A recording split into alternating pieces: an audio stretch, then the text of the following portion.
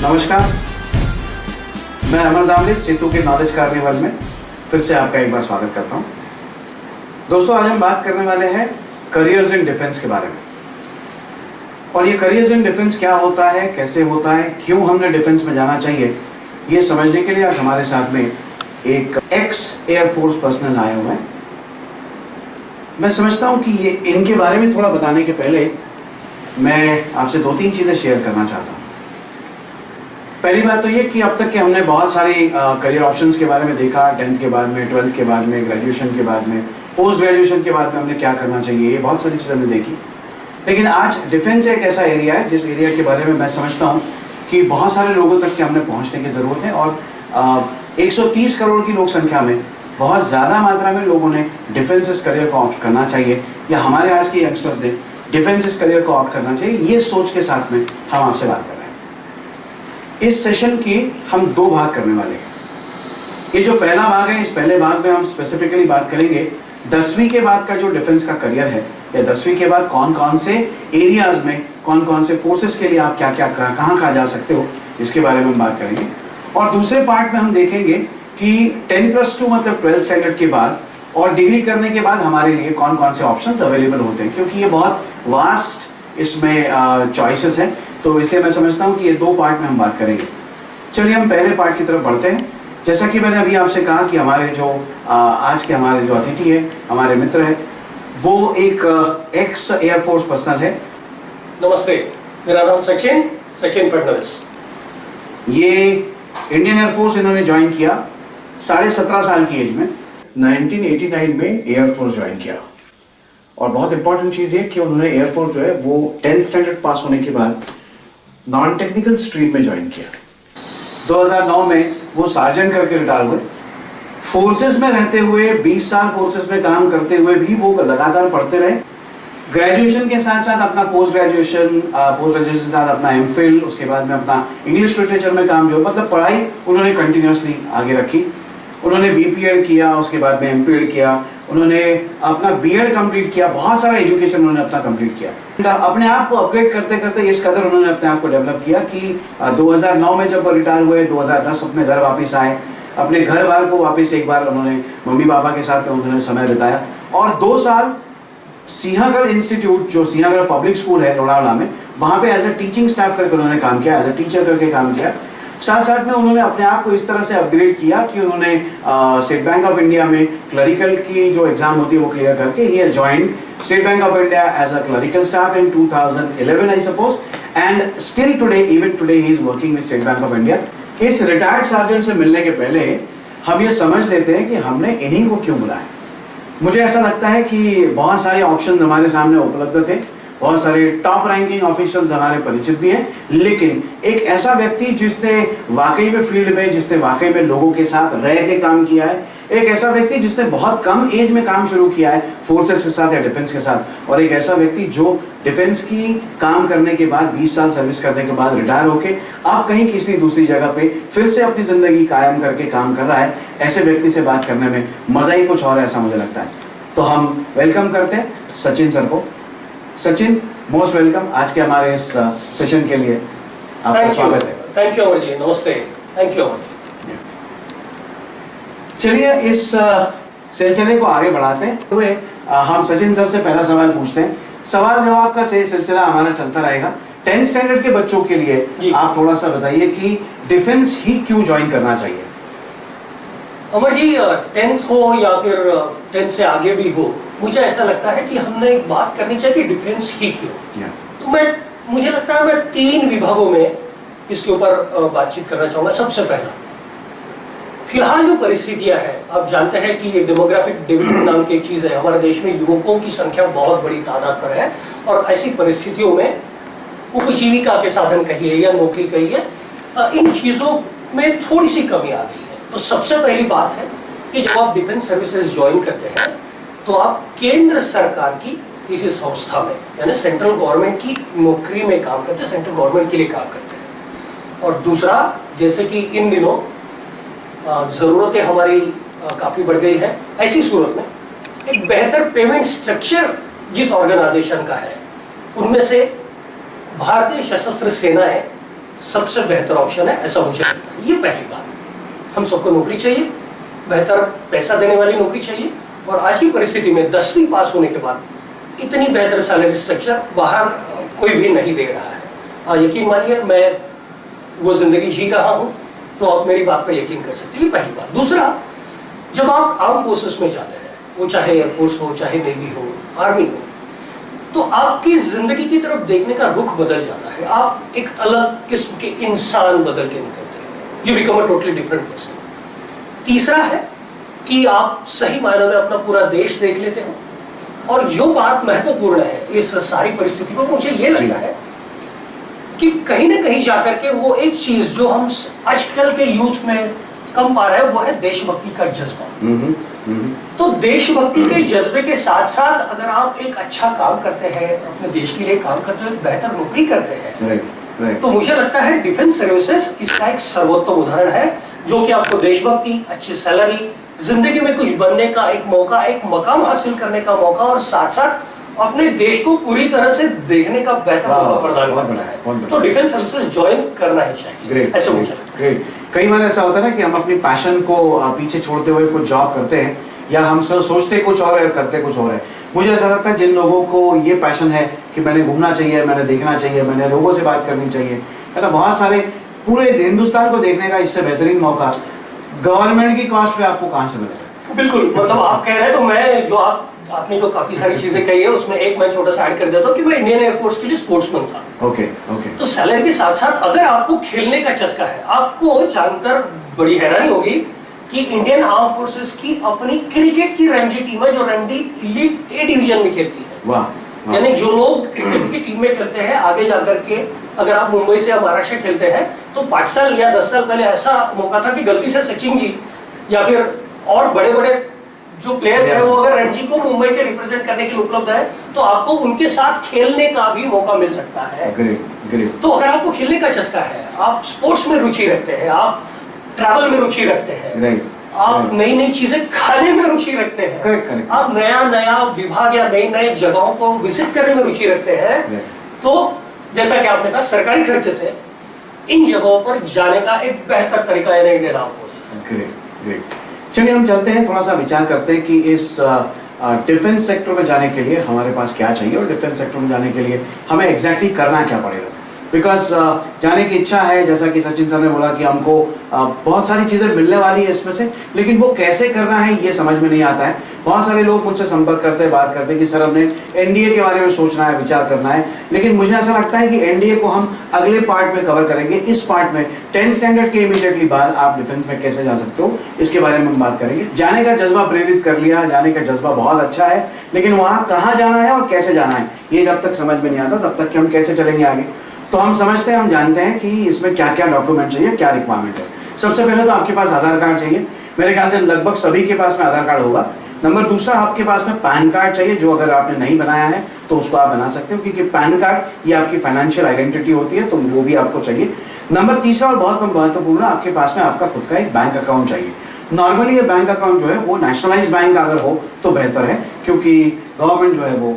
हाँ, और अमर जी मैं ये कहना चाहता हूँ कि आमतौर पर ऐसे हो जाता है कि यंग जनरेशन बैंकिंग में खुद को इन्वॉल्व नहीं करती। डिजिटलाइजेशन की वजह से पेटीएम है, गूगल पे है, सब कुछ है, लेकिन जब आप मेन स्ट्रीम बैंकिंग में आते हो तो आप अपनी क्रेडिबिलिटी क्रिएट कर। मैं बैंकर हूँ, इस दिशा में भी मैं बात कर रहा हूँ। आप 6 महीने में अपना बैंक अकाउंट लगाते हैं, तो आपकी बैंकिंग या फाइनेंशियल लिटरेसी जब आप बैंक में जाके व्यवहार करते हैं, मैं इसलिए कह रहा हूँ कि जब आप आर्म फोर्सेस में जाते हैं, आप अपने फैमिली को पैसा भेजना चाहिए। कई जगहों पर ऐसा होगा कि आपके पास इंटरनेट का नेटवर्क नहीं होगा, तब आप पेटीएम नहीं कर पाएंगे, गूगल पे या जो भी नहीं कर पाएंगे। ऐसी सूरत में फिर पहली बार आपको ये पता चलता है कि मैं ड्राफ्ट भेज सकता हूँ, या फिर मैं उन दिनों की बात कर रहा हूँ 20-25 साल पहले, जब लोगों को ड्राफ्ट और चेक के बीच का डिफरेंस नहीं पता था। तो फिर पहली दफे जब वो एंटर करते हैं, तो फिर अकाउंट खोलने से लेकर के फिर लाइन में खड़े रहो, फिर मेरी ब्रांच का कोड कौन सा है, फिर मैं स्टेट बैंक में खाता है और मेरे घर के पास आंध्र बैंक है या कोई और बैंक है। तो वो मुझे लगता है जब बैंक अकाउंट की बात करते हैं तो एक छोटी सी बैंकिंग के संदर्भ में फाइनेंशियल लिटरेसी आ जाती है, तो आगे जाकर के आपकी फैमिली को जब चाहे तब मदद करना आपके लिए बहुत आसान हो जाता है। तो ये बहुत बेहतर चीज है जो आपने कही है कि बैंक के बारे में। Thank you very much. इसमें आगे थोड़ा सा चलते हैं तो हम देखेंगे कि करीब करीब 10 अलग अलग एरियाज हैं जहां पे आप 10th स्टैंडर्ड के बाद इमीडिएटली जॉब को अप्लाई कर सकते हो। हम थोड़ा सा इसके बारे में इन डिटेल बात करेंगे। 10th के भी इमीडिएटली बाद में, जैसा कि आप जानते हैं, 10th के इमीडिएटली बाद में मतलब 17.5 साल से जॉब का जो प्रोफाइल है वो आपका शुरू होता है। तो आपके पास में जैसा कि बर्थ सर्टिफिकेट भी चाहिए, आपके पास में आधार कार्ड चाहिए, आपके पास में पैन कार्ड चाहिए, आपका खुद का बैंक अकाउंट चाहिए। और ये अगर है तो आप आर्मी में अप्लाई कर सकते हो। आर्मी में 2 तरह के ग्रेड्स होते हैं, एक जिसको हम जीडी कहते हैं और एक जिसको हम एसडी कहते हैं। जीडी का मतलब जनरल ड्यूटीज कहते हैं, स्पेशल ड्यूटीज, हाँ स्पेशल ड्यूटीज कहा जाता है। मुझे लगता है आर्मी में 2 टाइप के जॉब आपके लिए अवेलेबल है। Number 1 is soldier and number जिसको हम जीडी कहते हैं, नंबर 2 इज सोल्जर ट्रेड्समैन। तो ये जो ट्रेड्समैन है, ये ट्रेड्समैन के बारे में थोड़ा सा और डीपली जानते हैं। 17.5 साल से 25 साल इसका एज ग्रुप है जहां पे आप अप्लाई कर सकते हो। और सबसे इंपॉर्टेंट चीज, ये अप्लाई आपको ऑनलाइन ही करना पड़ता है। नॉर्मली जो ट्रेड्समैन है, वो ट्रेड्समैन की वो वैकेंसी जो है वो हर साल में निकलती है और इसके लिए आपको देखते रहना पड़ता है। अप्रैल मई जून ये 3 महीने में नॉर्मली इसके निविदा निकलते हैं और ये जो है वो एम्प्लॉयमेंट एक्सचेंज में या एम्प्लॉयमेंट न्यूज में आपको मिलते हैं। एंड उसमें 2 नॉर्मली रिक्रूटमेंट रैलीज होती है जिसको कहा जाता है। तो ये रिक्रूटमेंट रैली के जरिए आप एक वेबसाइट नोट कर लीजिए, airmanselection.cdsc.in। एयरफोर्स के लिए आप इसमें अप्लाई कर सकते हो और इंडियन आर्मी की जो वेबसाइट है उस वेबसाइट के ऊपर भी आप जाके आप एप्लीकेशन दे सकते हो। सिमिलर नेवी के साथ में भी आप मतलब नेवल फोर्सेस के लिए भी आप इसमें जा सकते हो। तो आर्मी के लिए जैसा मैंने बोला 2 टाइप के जॉब्स अवेलेबल है, एक सोल्जर जीडी और सोल्जर ट्रेड्समैन। नेवी के लिए 17 साल से 21 साल की एज ग्रुप में आप अप्लाई कर सकते हो।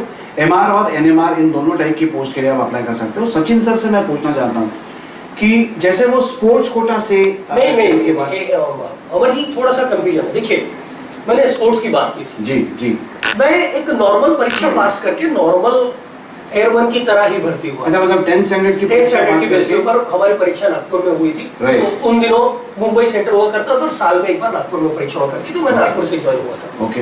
उसके बाद ट्रेनिंग करने के दौरान हमें पता चला कि जो ट्रेनिंग सेंटर्स होते हैं उनकी एक इंटर एब इनिशियो मीट होती है। ओके। तो उस वक्त मुझे पता चला, मैं बाहर थोड़ा सा हैंडबॉल और बास्केटबॉल खेलता था, मैं बास्केटबॉल खेलने चला गया। हाँ। उसके बाद जब मैं अपने यूनिट में चला गया तो पता चला एक कमांड होती है, एक स्ट्रक्चर जो है इंडियन आर्म फोर्सेस का, उनकी कमांड्स होती है।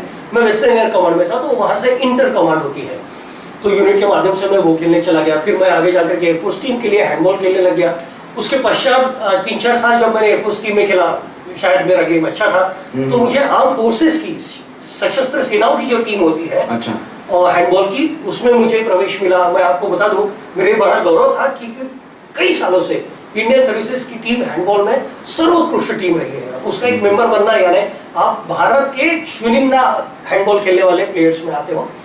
तो स्पोर्ट्स में आप नॉर्मल ज्वाइन करने के बाद भी जा सकते हो और अगर आप खेलना चाहते हो तो उससे बेहतर आपको प्लेटफॉर्म नहीं मिलेगा। जैसे कि 6 महीना में खेलता था और 6 महीना यूनिट में रहता था, उसमें से 2 महीने की तो छुट्टी रहती आते इतनी बेहतर छुट्टी देने वाला ऑर्गेनाइजेशन भारत में तो नहीं है, जहां 60 दिन की एनुअल लीव और 30 दिन की कैजुअल लीव, यानी तकरीबन 90 दिन तक आप घर में पेड लीव इस्तेमाल कर सकते हैं। राइट। तो स्पोर्ट्स खेलने वालों के लिए मुझे लगता है आर्म फोर्सेस जैसा बेहतर प्लेटफॉर्म नहीं है। सचिन जी, बड़े आश्चर्य की बात है, थोड़ा आपको इंटरप्ट कर रहा हूँ, बड़े आश्चर्य की बात है कि इन सभी चीजों के लिए जो जिसकी हम बात कर रहे हैं, इन सभी चीजों के लिए कोई बहुत हाई परसेंटेज की जरूरत नहीं होती है। बेसिकली इन सभी चीजों के लिए आपको 10th स्टैंडर्ड में 60% की बेसिक क्वालिफिकेशन क्वालिफाई कर लिया है। 10th स्टैंडर्ड में आपको 60% ही चाहिए, उससे ज्यादा मिले तो बहुत अच्छा है, लेकिन 60% इज द मिनिमम कर दिया।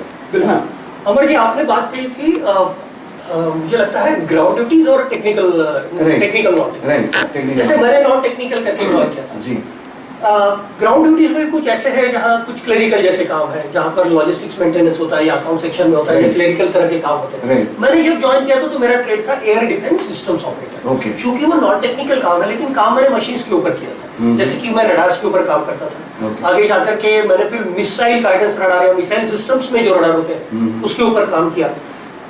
उसके बाद जाकर के जब मेरी सर्विस थोड़ी सी ज्यादा हो गई तो एक सर्वेलेंस रडार होता है, जिसकी अगेन एक अलग डोमेन है, अलग तरह का काम होता है।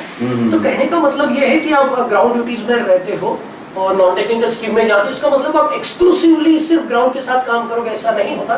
आपको एक थोड़ा सा मशीन्स के साथ भी या इलेक्ट्रॉनिक गैजेट्स के साथ भी काम करने का मौका मिलता है। उसलिए जब आप एंट्री लेते हो तो आपका रुझान देखा जाता है या आपकी क्षमता देखी जाती है। करेक्ट। मुझे लगता है इस दौरान आप ये भी बातचीत करेंगे कि इलेक्ट्रॉनिक स्ट्रीम या इस तरह का हो, है ना? हम अगले सेशन में इसके बारे में बात करेंगे। लेकिन थोड़ा सा मैं आपसे और एक सवाल पूछना चाहता हूँ कि आपने जब ज्वाइन किया और 10th स्टैंडर्ड के बेसिस पे आपने जब ज्वाइन किया, तब के जो पोजीशन में आपने ज्वाइन किया, जैसे ज्वाइन किया, और आज की पोजीशन, इसमें कुछ फर्क है क्या? हाँ, मैंने जब ज्वाइन किया था तो पहले इलेक्ट्रॉनिक स्ट्रीम और मैकेनिकल स्ट्रीम, ईएस और एमएस, इस तरह के स्ट्रीम हुआ करते थे। जब मैंने ज्वाइन किया तो हमारे वक्त ट्रेड अलॉट करके ही ज्वाइन किया था, क्योंकि हमारी ट्रेड अलॉटमेंट एग्जाम हुई थी। अभी फिर से मुझे लगता है प्लेटफॉर्म ऐसे हो गया है कि आपको जो करियर्स है या फिर जो साइट है वहां पर ऑप्शंस दिए जाते हैं अलग अलग तरह से, और उसमें से जो वैकेंसीज है उसमें से आप सिलेक्ट कर सकते हो। जैसे आपको क्लेरिकल में जाना है, आपको मशीन्स पे काम करने के लिए जाना है, आपको सेफ्टी इक्विपमेंट्स के ऊपर काम करने के लिए जाना है, आप मेडिकल स्ट्रीम में काम करना चाहते हो, इवन आप म्यूजिशियन करके भी काम कर सकते हो। मतलब ये है कि कोई बंदा अपना पैशन, कोई गिटार बजाता है, कोई क्लैरिनेट बजाता है, तो आप एयरफोर्स या आर्म फोर्सेस में इन म्यूजिक के करियर को परस्यू करने के लिए भी जा सकते हैं। मेरे ख्याल से एयरफोर्स में ग्रुप वाई करके एक एक्स और वाई ऐसे दो ग्रुप्स होते हैं। एक्स ग्रुप जो होता है वो टेक्नीशियंस के लिए होता है, जैसे मिसाइल्स के ऊपर काम करना है। अब देखिए 50-60 करोड़ के हमारा एक हवाई जहाज होता है, उसके लिए काम करने वाला इंसान भी थोड़ा सा एक अलग किस्म की एबिलिटी होनी चाहिए। तो मिसाइल सिस्टम्स है, हवाई जहाज के ऊपर काम करने के लिए है, या फिर जो भी से रडार है, रडार काफी महंगे होते हैं, तो जो हाई क्लास जो इक्विपमेंट है उनके ऊपर काम करने के लिए टेक्निकल स्ट्रीम होना चाहिए। टेक्निकल स्ट्रीम होता है। मुझे ऐसा लगता है कि हम थोड़ा क्या इसकी प्रोसेस होती है ये हम समझते हैं, उसके बाद में अलग अलग कौन कौन से ट्रेड्स है और अलग अलग कौन कौन से जॉब अपॉर्चुनिटी अवेलेबल है उसके बारे में देखते हैं। अभी जो प्रेजेंट सिचुएशन है उसके हिसाब से सबसे पहले आपके डॉक्यूमेंट वेरिफिकेशन होता है, डॉक्यूमेंट चेकिंग होता है, नंबर 1।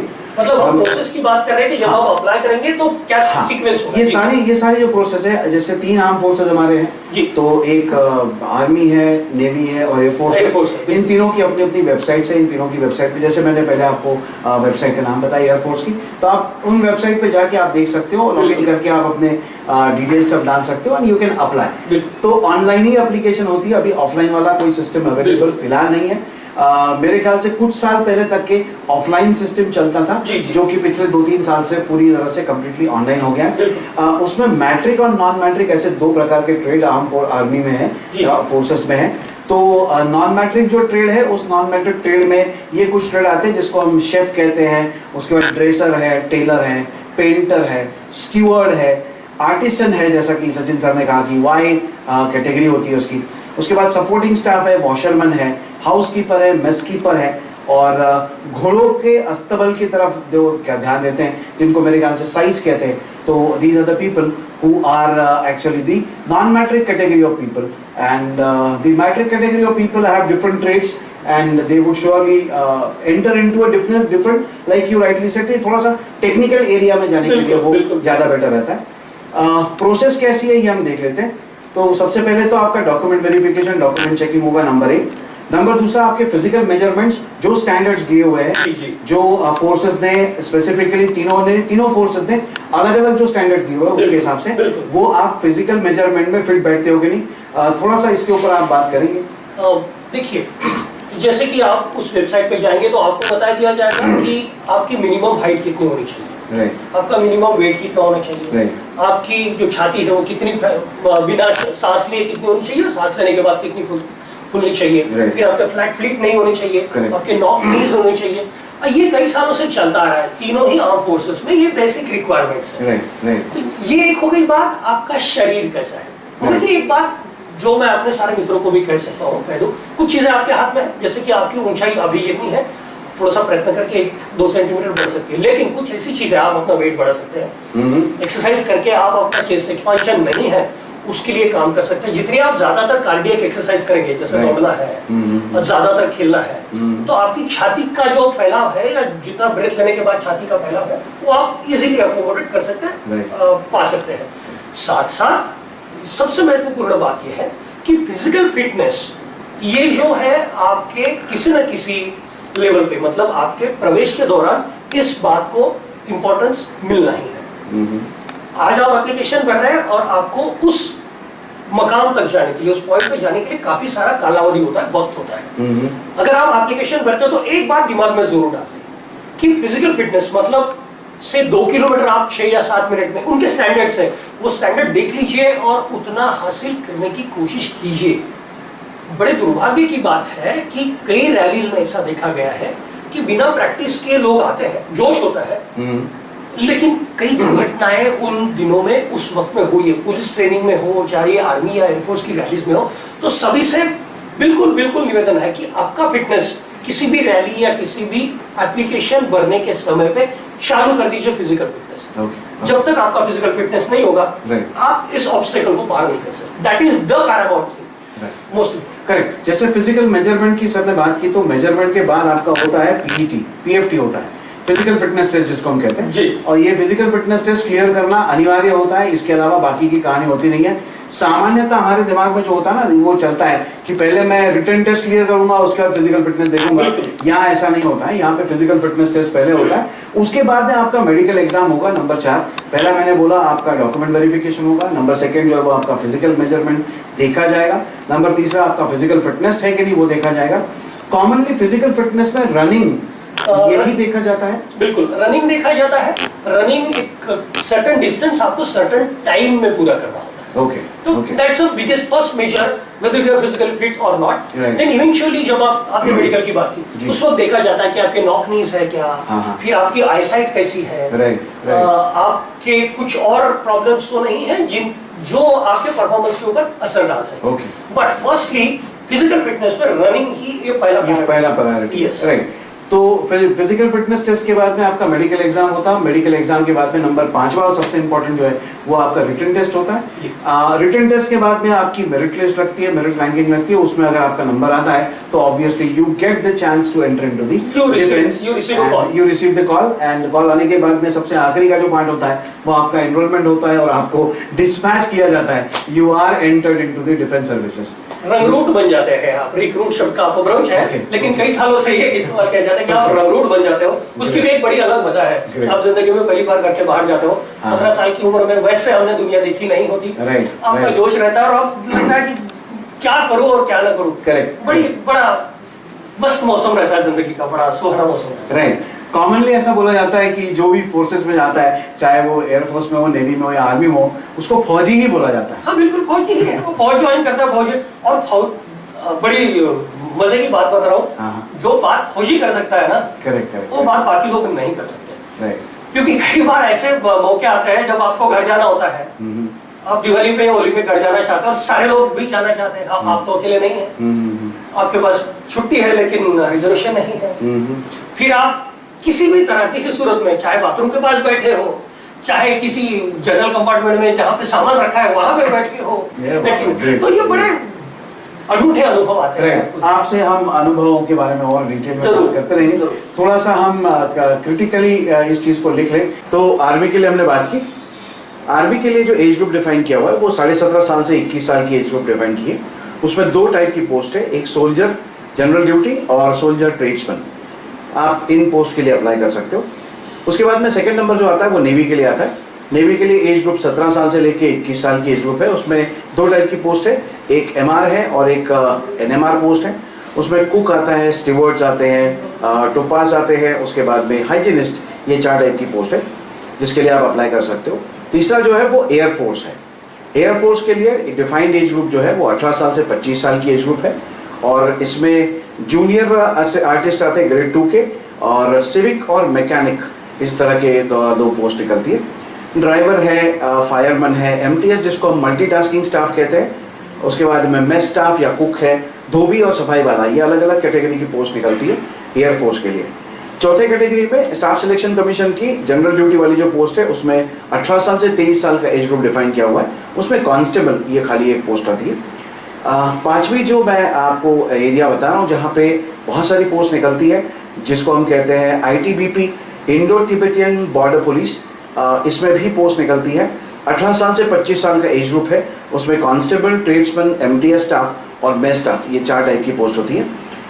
छठवां जो है उसको हम पुलिस डिपार्टमेंट कहते हैं, ऑब्वियसली आप जानते हो। 18 साल से 24 साल ये एज ग्रुप डिफाइन किया हुआ है। ये जो भी पोस्ट मैं आपको बता रहा हूँ ये 10th स्टैंडर्ड के बेसिस पे आप इनको अप्लाई कर सकते हो। पुलिस डिपार्टमेंट में कांस्टेबल टीएसपी, उसके बाद में कांस्टेबल ड्राइवर और मल्टीटास्किंग स्टाफ जो है वो ये 4 टाइप की पोस्ट है। 7वीं कैटेगरी जो है उसको हम बॉर्डर सिक्योरिटी फोर्स बीएसएफ कहते हैं।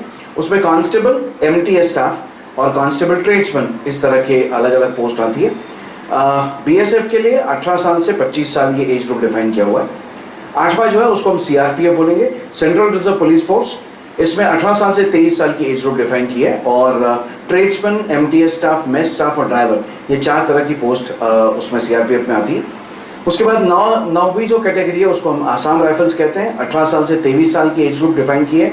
उसमें राइफलमैन जनरल ड्यूटी और ट्रेड्समैन जनरल ड्यूटी, ये 2 टाइप की पोस्ट है। और सबसे आखिरी का जो है उसको हम सीआईएसएफ कहते हैं।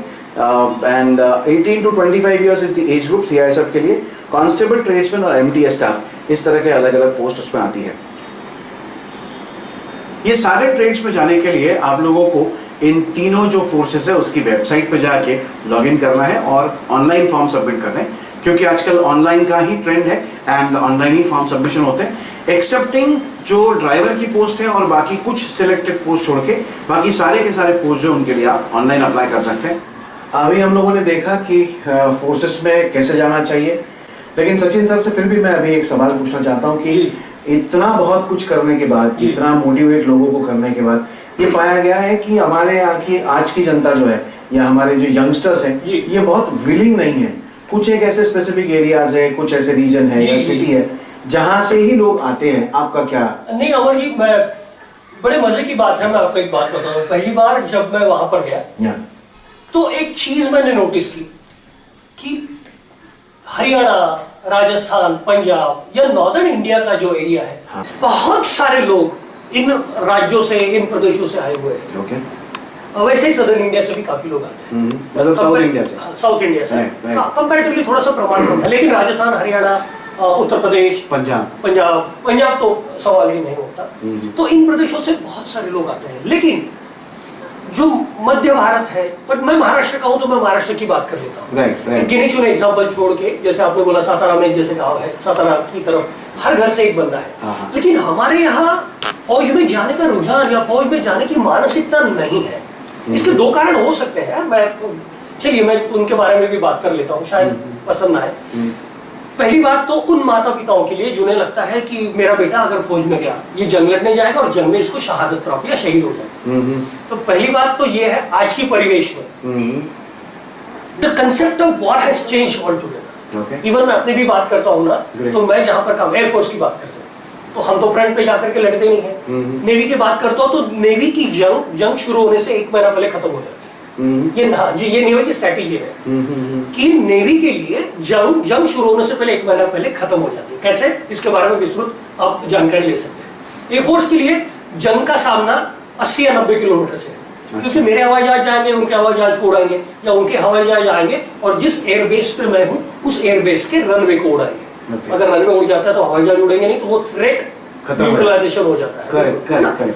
मैं मिसाइल गाइडेंस सिस्टम पे काम करता था। अगर मैं मिसाइल्स पे काम करता हूँ तो 80 किलोमीटर पे मैं एनिमी एयरक्राफ्ट को पिकअप कर लेता हूँ। वो मेरे पास आता है तो मैं खत्म, मेरे पास आने से पहले वो खत्म। तो जंग का जो प्रकार है वो बदल गया। हाँ, अब आर्मी की बात करते हैं तो इन्फेंट्री में जो जवान लड़ते हैं या फिर उनके पैरा कमांडोज हैं, पैरा ट्रूपर्स हैं, ये वो लोग हैं जो फेस टू फेस या हैंड टू हैंड कॉम्बैट तक जाते हैं, 1 to 1। लेकिन एक गिना चुना छोटा सा कुनबा छोड़ा तो, रेजिमेंट छोड़ी तो, एक बहुत बड़ा ऐसा एरिया है जहां पर आपको प्रैक्टिकली जंग में जाने की जरूरत नहीं होती, या होती भी है तो मॉर्टल डेंजर जिसे हम कह सकते हैं उसको फेस करने की संभावना है बहुत कम है। तो warfare, the system of warfare has changed. तो यदि माता पिताओं को ये डर लगता है कि मेरे बेटे को जान देनी पड़ेगी, तो वैसे भी चांसेस बहुत कम, और जंग होने की आशंका है अभी तो वैसे ही कम है। आप जानते हैं नए युग में मनी और economics is going to have a जंग। The war will be fought on economic front. Correct. And very unlikely onto the जिसे हम कहते हैं पारंपरिक तौर पे युद्ध होगा, ये एक बात। दूसरा, हम ये देख रहे हैं जैसे कि माता पिताओं की बात की, तो हमारे जो यंगस्टर्स है, हमारे जो तरुण है, इन लोगों में भी जाने की इच्छाएं कम होती है। हरियाणा, राजस्थान, उत्तर प्रदेश, इन गांवों में या इन शहरों में या इन राज्यों में हर घर से एक लड़का जाना ये अभिमान की बात होती है। वहां पे दादाजी, पिताजी, बेटा, बेटे का बेटा, पूरे का पूरा जो खानदान है, हाँ बिल्कुल, वो आर्म फोर्सेस से रिश्ता रखता है और बड़े गर्व से सीना ऊंचा करके इस बारे में बताया जाता है। Correct correct. वो अभिमान हमारे लोगों में मिसिंग है। मैं अपनी बात बताता हूँ, मेरे बड़े भाई की जिस दिन शादी हुई थी, मेरा अपना बड़ा भाई, उस दिन मैं शादी में नहीं था क्योंकि उसी वक्त मेरी पोस्टिंग हुई थी, मैं अपने यूनिट में रिपोर्ट कर रहा था। ओके। और मेरी माँ जो कि अब नहीं है, लेकिन उन्होंने मेरे आने के बाद मुझे जो बात कही थी वो ये कही थी कि बेटा, कई लोगों ने मुझे ये पूछा था कि आपका छोटा बेटा नहीं है शादी में, बड़े भाई की शादी है, और उस वक्त उन्हें जवाब देते हुए जो मुझे महसूस हो रहा था, नहीं वो फौज में गया हुआ है, उसको छुट्टी नहीं मिल रही है। तो उस तरह का जो अभिमान मुझे उस वक्त महसूस हो रहा था, शायद तुम होते तो महसूस नहीं होता। करेक्ट। मैं आप सभी यंगस्टर से, सभी जवानों से ये अपील करता हूँ, आप जिंदगी जीना चाहते हैं, देखना चाहते हैं। दोस्तों देखिए, कोविड का ये अभी मौसम चल रहा है, माहौल चल रहा है, जहाँ पे लोगों को पकड़ नहीं, कई state governments, there are lots of state governments which are fighting to pay salaries to their employees, even salaries of only 15 days are being given. Right. In such a scenario, arm forces एक ऐसी संस्था है, जंग भी चालू हो तो भी 1 तारीख को आपकी तनख्वाह आपके अकाउंट में जमा होती है। जंग जब चालू होती है ना, 2 चीजें बोली जाती है, आप अपना आई कार्ड पास में रखते हैं और दूसरा अपना पासबुक पास में रखते हैं। ओके। और army runs on it's stomach, तो 2 चीजें हैं जो आर्म फोर्सेस में आपको कभी मिसिंग नहीं मिलेगी। एक आपकी तनख्वाह, आपके फैमिली का फाइनेंशियल फ्यूचर सिक्योर है, दूसरा खाना। आप कहीं पे भी रहेंगे, the arm forces will ensure that you will never go to bed on an empty stomach. 2 रोटी मिलेगी, राइस और दाल का पानी मिलेगा, लेकिन आप कभी पेट नहीं सोएंगे। बिल्कुल। और गलती से अगर आपको कुछ हो भी जाता है तो यकीन मानिए, भारतीय सशस्त्र सेनाएं अपने वीरों का सम्मान और उनके फैमिली का सम्मान कैसे करना है ये बहुत बेहतर तरीके से जानते हैं। यकीन मानिए, एक बेहतर करियर ऑप्शन है, जिंदगी का एक पूरा का पूरा तजुर्बा लेने के लिए, पूरा का पूरा नया एक्सपीरियंस लेने के लिए मैं सभी से अपील करूंगा, चाहे आप 10वीं में हो, 12वीं में हो, जहां भी हो, जरूर इस ऑप्शन के बारे में विचार करें। ग्रेट। तो मित्रों, हमने सचिन सर से बात की 10th स्टैंडर्ड के बाद में कौन से फोर्सेस के लिए कौन से करियर ऑप्शंस है, इसके बारे में आज हमने बात की। हम अगले सेशन में, इसके पार्ट 2 सेशन में हम 10+2 और ग्रेजुएशन के बाद ऑफिसर लेवल के लिए हमारे पास में कौन से ऑप्शन, तो हम जो बात कर रहे थे वो नॉन कमीशन ऑफिसर। राइट। तो अभी जो हमने बात की वो नॉन कमीशन ऑफिसर्स के बारे में बात की, और अभी अगले सेशन में जब हम बात करेंगे तो will be talking about the commission officers, और इसके लिए हम कुछ समय के बाद मिलते हैं। तो देखते रहिए, मिलते रहिए सेतु का नॉलेज कार्निवल, अमर दामले, इस चैनल के ऊपर आप जाइए यूट्यूब पे। And thank you very much. हम अगले सेशन के लिए फिर से आपसे एक बार मिलते हैं, कमीशन ऑफिसर्स डिफेंस फोर्सेस के बारे में बात करेंगे। Thank you very much. Thank you sir.